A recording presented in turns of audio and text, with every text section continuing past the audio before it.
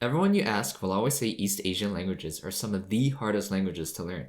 English speakers are used to the Latin alphabet, and unfortunately for us, languages such as Arabic or Korean look nothing like what we're used to. When coming across a foreign language that uses the Latin script, like French or Spanish, we may have a fighting chance at pronouncing the words correctly, but for languages such as Chinese or Japanese, you'd have to learn their alphabet before even attempting to read their language. The Foreign Service Institute created an IRL tier list for learning new languages as an English speaker. It ranks them according to the difficulty of learning, which is determined by the amount of time required for individuals to attain proficiency in that language. In the coveted S tier, we find languages like French, Italian, and Spanish, where proficiency in a professional environment can be attained in as little as 24 to 30 weeks. Below S lies the A tier, where the German language sits comfortably all by its lonesome. Beyond the B and C tiers, which has a few languages that I don't even want to try and pronounce, we have the D tier, which stands for don't even try. The languages in this tier take about 2 to 4 times as long as those in the S tier, and are considered exceptionally difficult for native English speakers. We have languages like Arabic, Cantonese, Mandarin, Japanese, and Korean. These are highly regarded as some of the most difficult languages to learn. But what if I told you that one of these is easier than the rest, and that you can easily memorize and understand the alphabet of at least one of these languages by the end of this video? To begin learning a new language, it's crucial that you find the right motivator to help push you towards proficiency. You may think that wanting to visit that country one day and being able to communicate during your stay is a good motivator, but in reality, spending hundreds of hours to learn a language for a short visit, only to never use that language again, doesn't sound too great to me. Whatever your motivator is, you need to be passionate and put in a lot of effort into learning a new language. That's why I started learning Korean to impress a girl back in high school. So now that we have our motivator, now let's learn how to learn a language. Take a moment to focus on this number and try to memorize it. And if we can't memorize it, then we'll know Charles Darwin was onto something. So I'll give you a couple seconds to test your memory.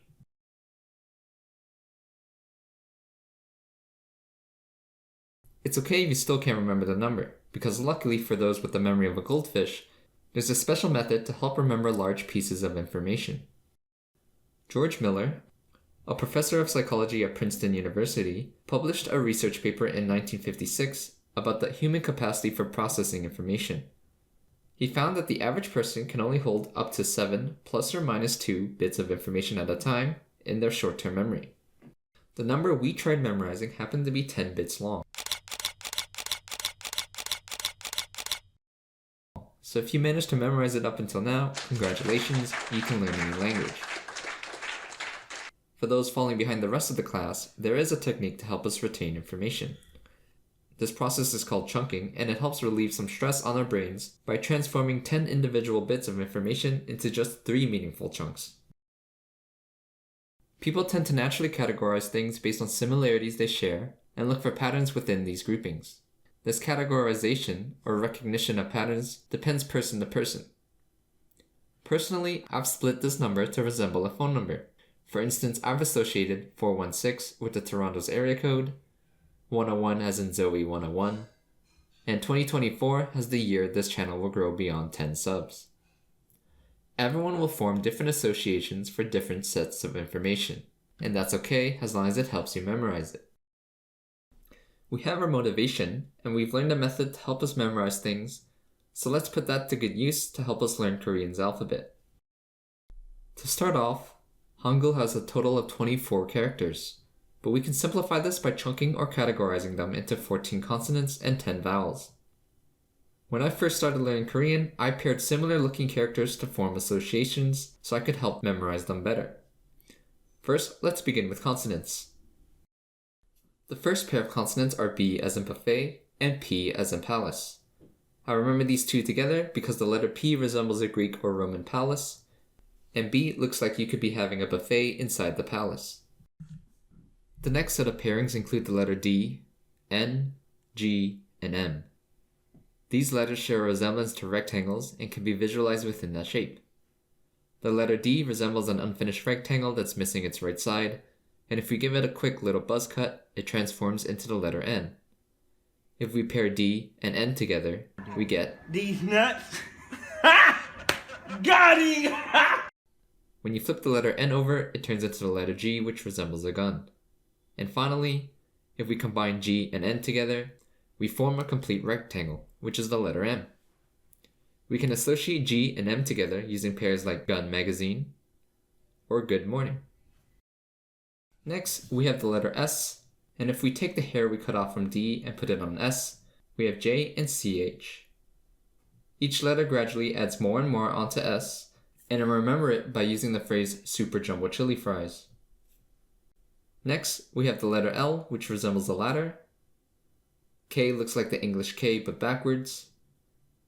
T is for teeth.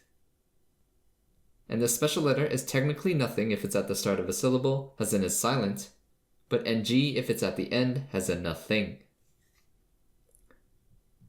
But if you give this special letter a cute hat on top, it becomes the consonant letter H, as in hat.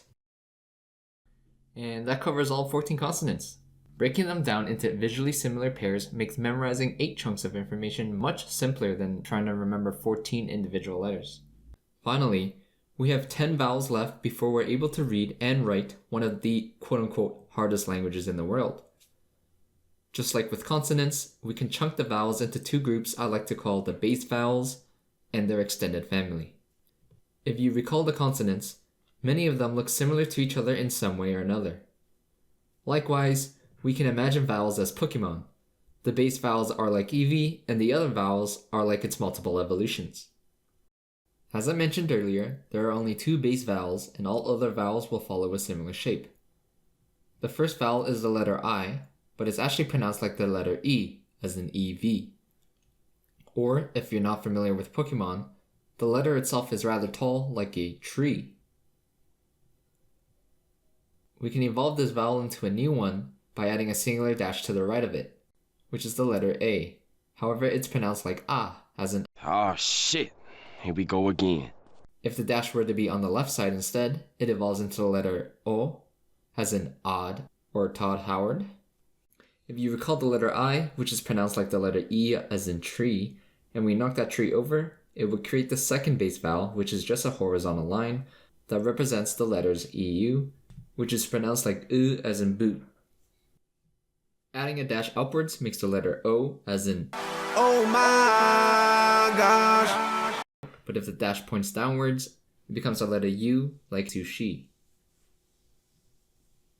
So far, we've been adding 1 dash to our 2 base vowels to create new letters. The last remaining 4 vowels can be made by adding not 1 dash, but 2 dashes instead. Each instance of this will add the letter Y to each letter. For example, O becomes yo, as in yo, what up? Or if we add 2 dashes to the letter U, it becomes the letter YU, as in you. Crank that song. Now what? Y plus A equals YA, as in and Y plus EO equals yeah, as in yeah, I got nothing for this one. Give yourself a pat on the back, because you've just learned how to read one of the world's most challenging languages in just mere minutes. There's a misconception that learning languages is really difficult, but in reality, the most challenging part is often just getting started. You will naturally learn a language's grammar, vocabulary, and pronunciation just with exposure and time, but you won't be able to soak in all that free knowledge without first passing the hurdle of learning a language's alphabet first. The best time to start was yesterday, and the second best time is now.